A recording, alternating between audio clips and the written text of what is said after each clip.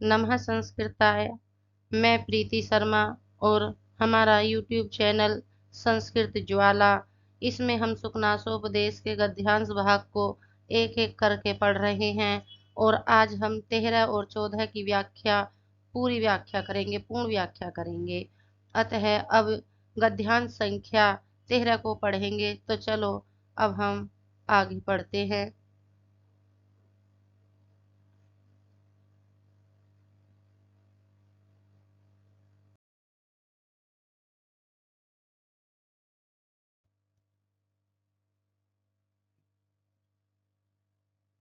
चलो भाई, हम रेडी हैं।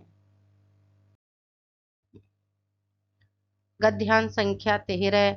न हि तम पश्यामि यो ह्री अपरिचित अन्यः न निर्भरम उपगूढ़ः यो वा न विप्लवः नियमित इयम् आलेख्य गतापि चलति पुस्तकमयी इंद्रजालम आचरति उत्कीर्णः अपि विप्रलभते श्रुतः अपि अभिसंधत्ते चिंतिता अपि वंचयति। अब इसका देखते हैं व्याख्या भाग। न ही तम पश्यामि, न ही लक्ष्मी कह रही है। लक्ष्मी के लिए आए हैं, सारा जितना भी बोले हैं सुखनासोपदेश लक्ष्मी के लिए बता रहे हैं कि लक्ष्मी कैसी कैसी है। न ही तम पश्यामि यो ह्री अपरिचित अपरिचित अन्य न निर्भर उपगूढ़। मैं ऐसे किसी पुरुष को नहीं देखता हूँ जिसे, कौन कह रहे हैं? सुखनासोपदेश कह रहे हैं कि मैं ऐसे किसी पुरुष को नहीं देखता हूँ कि जिसे इस अपरिचित, अन्य ये लक्ष्मी के लिए शब्द आया है, अपरिचित लक्ष्मी ने पूरी तरह से न अपनाया हो अथवा जिसे धोखा न दिया हो। यो वान विप्रलब्धा, निश्चित रूप से यह पूरी निश्चित रूप से यह कैसी होती है? नियमित इयम आलेख्यगतः अपि चलति। नियमित रूप से यह, निश्चित रूप से यह चित्र लिखित हुई।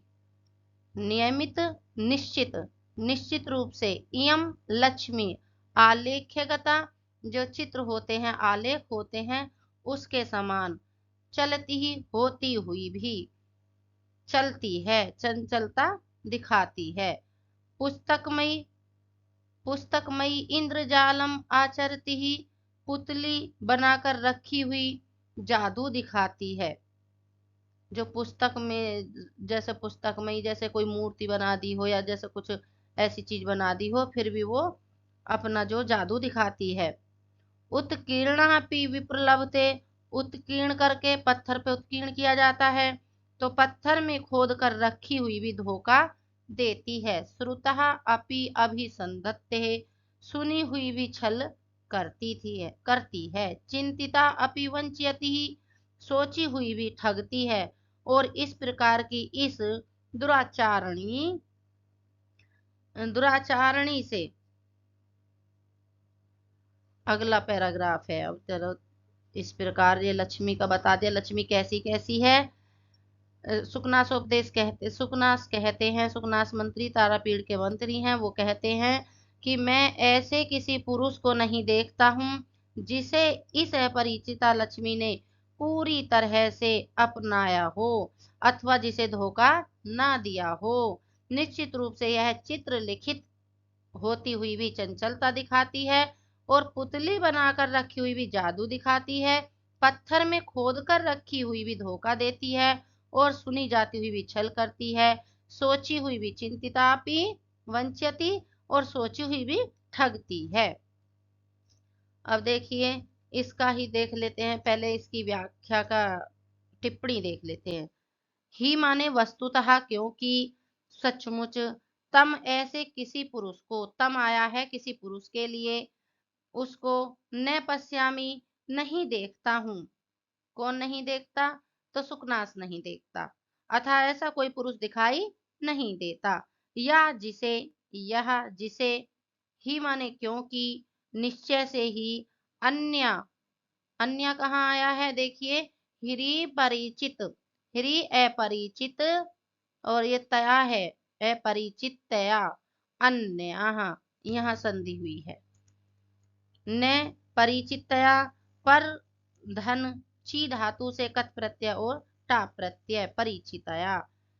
अपरिचितया तया, इस अपरिचिता लक्ष्मी ने निर्भरम पूरी तरह से न उपगूढ़ न उपगूढ़ उपधन गुहु धन कत उपगूढ़ आलिंगन न किया हो।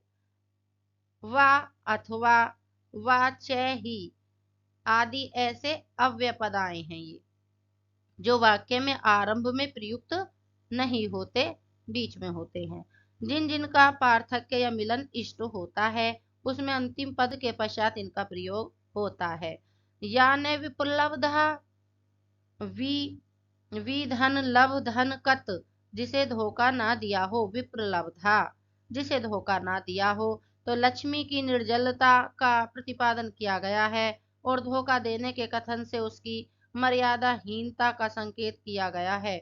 इस प्रकार अपरिचिता शब्द के यहाँ दो अर्थ निकलते हैं। पूर्व परिचय शून्य नव आगंतुक और दूसरा परिचय को ठुकरा देने वाली उल्टा। निर्भरम पद में क्रिया विशेषण होने से द्वितीय विभक्ति एक वचन में नपुंसकलिंग में निर्भया निर्भरम बना है। नियतम नियत इयम नियतम इयम आलेख्य गतापि नियतम, तो नी उपसर्ग से यम धातु में कत प्रत्यय नियतम निश्चय ही, इयम यह लक्ष्मी। आलेख गता आलेख्यम आलिख धातु और णत प्रत्यय गता चित्र रूप को प्राप्त हुई, चित्र लिखित सी। अपि भी अद्यपि चाहे चलती चलती है, चंचलता दिखाती है, चली जाती है।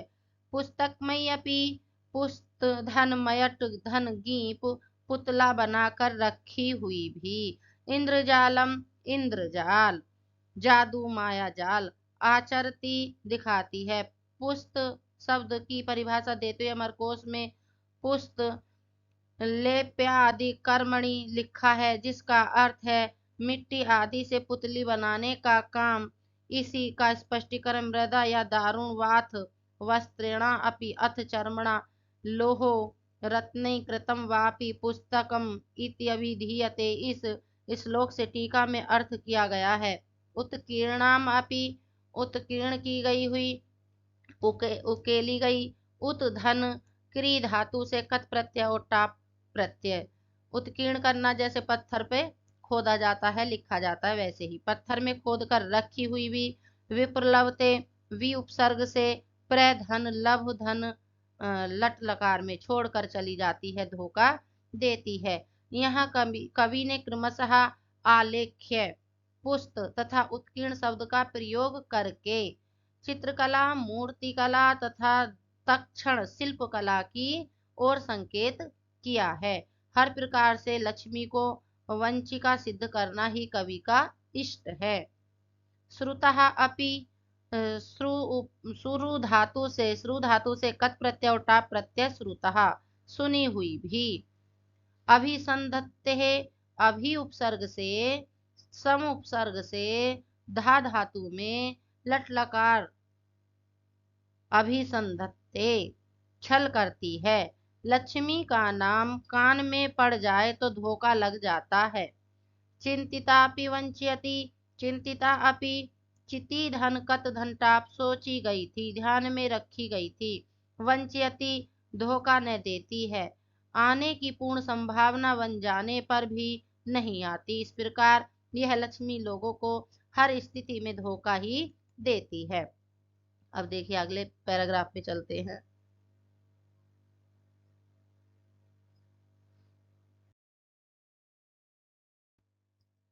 अगले पैराग्राफ में एवं विद्य अपि च अन्या दुराचार्या कथम अपि देव वसेन परिगृहीता विकलवः भवन्ति राजानः सर्व एविन्या अधिष्ठानतां च गच्छन्ति तथा हि अभिषेक समय इव च एतेषां मंगल कलश जलैरिव प्रक्षाल्यते दाक्षिण्यम् अग्निकार्य धूमेनेव धूमेन इव मलिनीक्रियते हृदयम् पुरोहित कुशाग्र सम्मार्जनी अभि इव अपह्रियते शान्तिः उष्णीष पटबन्धेन इव आच्छाद्यते जरा गमन स्मरणम् आत्पत्रमण्डलेन इव अपसार्यते परलोक दर्शनम् चामर पवनै इव अपह्रियते सत्यवादितः वेत्रदण्डै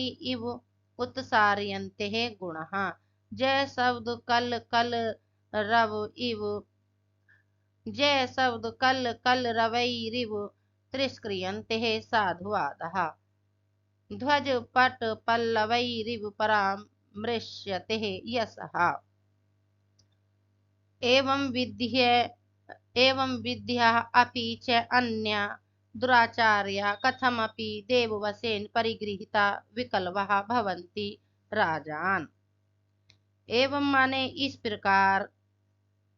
इस प्रकार भी अपि माने भी च अन्य इस दुराचारणी से किससे लक्ष्मी से दुराचार्य माने दुराचारणी से इस दुराचारणी लक्ष्मी से कथम अपि कैसे तैसे जैसे तैसे देववशेन भाग्यवश परिगृहीता ग्रहण किए गए विकल्वः भवन्ति राजा लोग राजानः तो राजा लोग विकल्वः भवन्ति राजा लोग विहल्व हो जाते हैं। आगे देखिए फिर सर्व एविन्या अधिष्ठान ताम च गच्छन्ति और सब दुराचारों के निवास स्थान बन जाते हैं। तथा ही आगे देखते हैं तथा ही अभिषेक समय इव च एतेषां मंगल कलश जलैरिव प्रक्षाल्यते दाक्षिण्यम।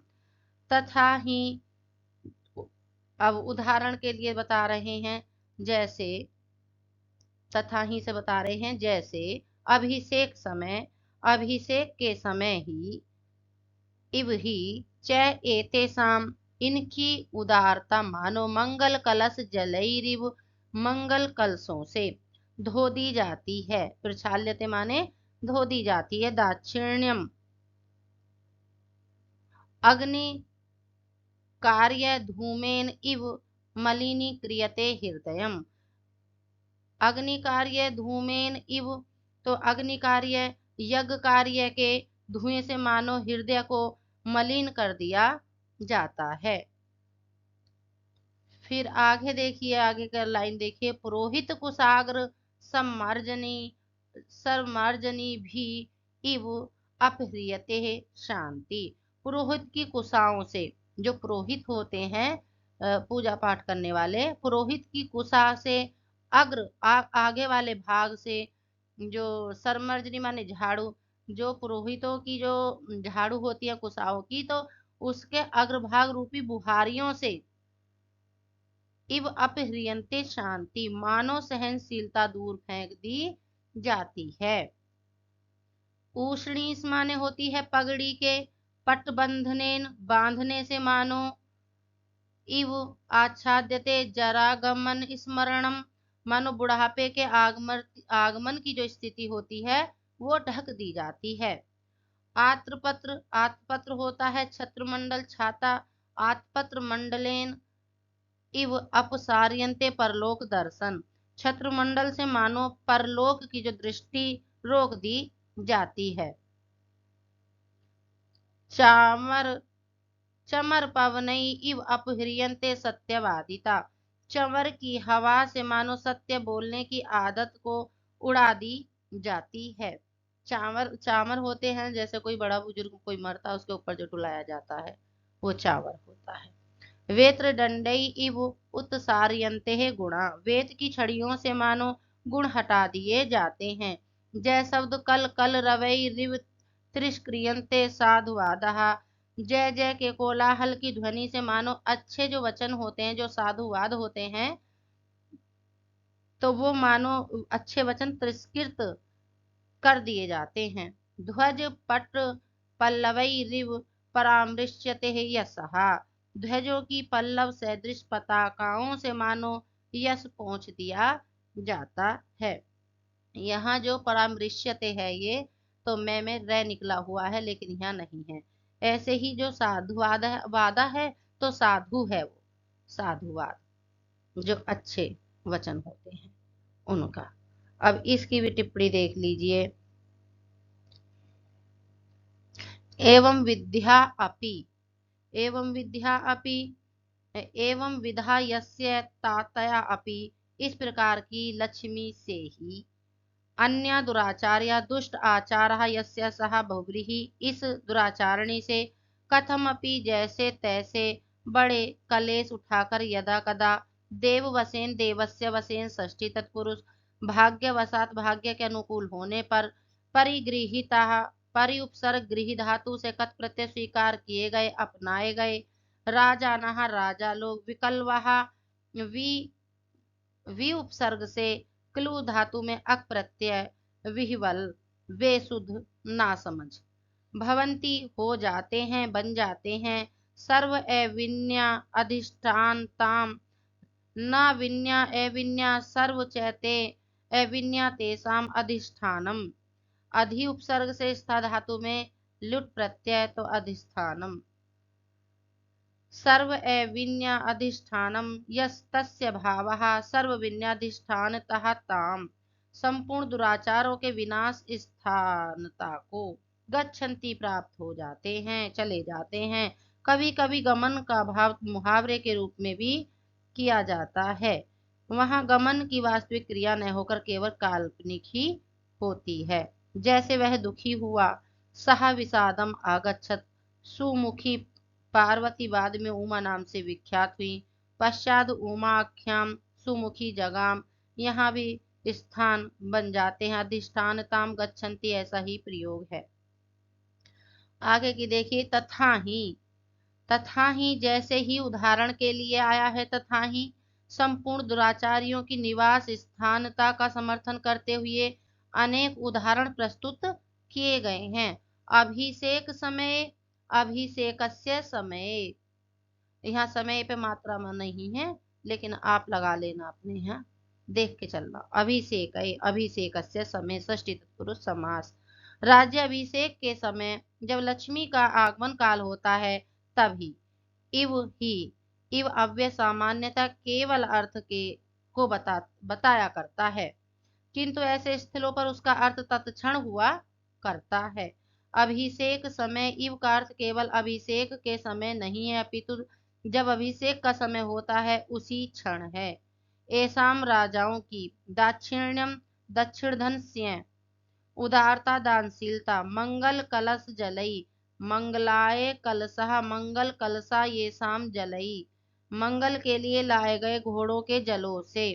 कर्म कांड प्रथा के अनुसार प्रत्येक शुभ कार्य के पूर्व देव पूजन होता है और यजमान का मंगल कल्याण करने की भावना से मंगल कलश की स्थापना होती है।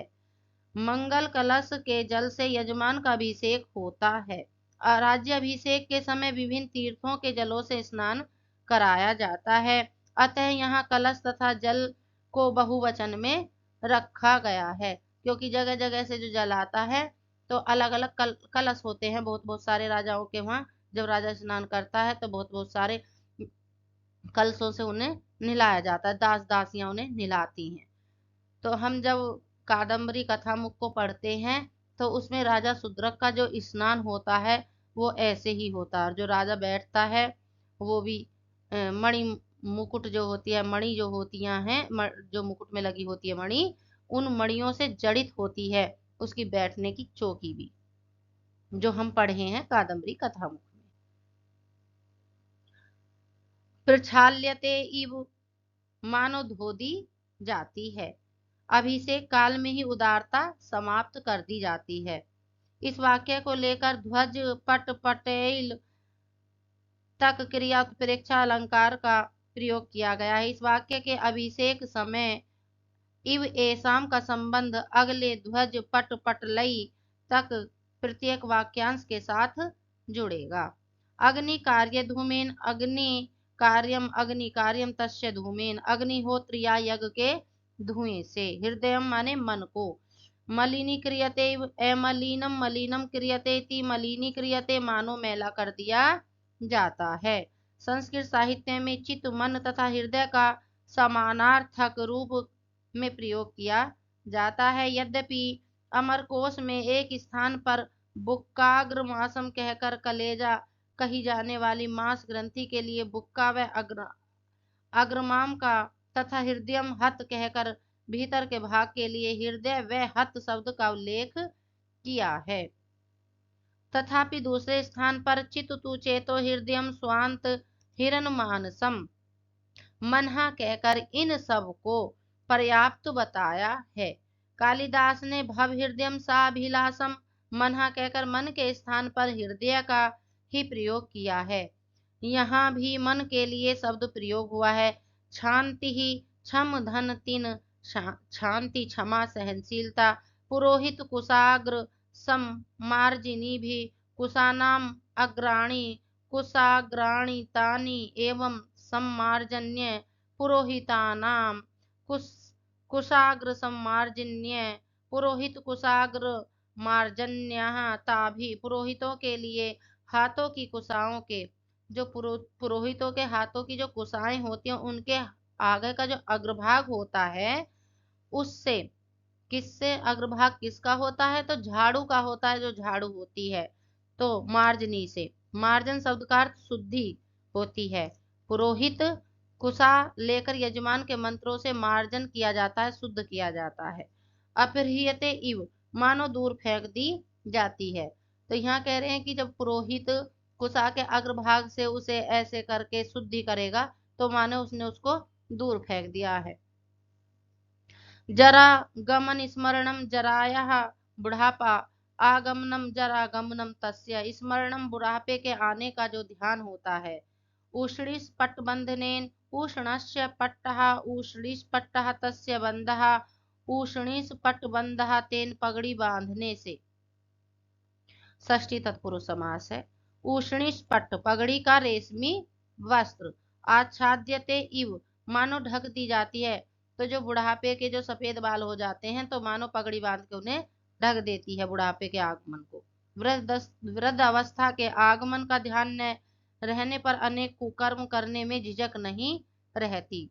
परलोक दर्शनम परश्चासो लोकः परलोकः तस्य दर्शनम परलोक दृष्टि मृत्यु के बाद की स्थिति। आत्र पत्र मंडलेन आत्पांतरायते इति आत्र पत्रम तस्य मंडलेन छत्र मंडल से अपसार्यते इव मानो रोक दी जाती है। कुकर्म करने से परलोक में क्या दशा होगी इसका विचार नहीं रह पाता। सत्यवादितः देखिए यहाँ आ गए है सत्यवादितः सत्यवादिता को सत्यम वदती इति सत्यवादितस्य भावः सच बोलने की आदत। चामर पवनई चर्म्यमानी चमराणी चमरीधन अण तेसाम पवनई चंवर की हवा से चंवर डोलने से उत्पन्न हवा के झोंकों से। चमरी नाम का एक पशु होता है जिसकी पूंछ के बालों से चंवर बनता है। अपहृयते इव मानो उड़ा दी जाती है। सामान्यतः एक वचन में बोला जाने वाला शब्द जब बहुवचन में प्रयोग होता है या अपनी वृत्तियों या क्रियाओं का संकेत किया करता है। जैसे प्रायः संपन्न विपत्ति काले धियो अपि पुंसाम मलिनी भवन्ति तथा विकार हेतौ सति विक्रियन्ते ये सामना चेतांसी तय इव धीरः।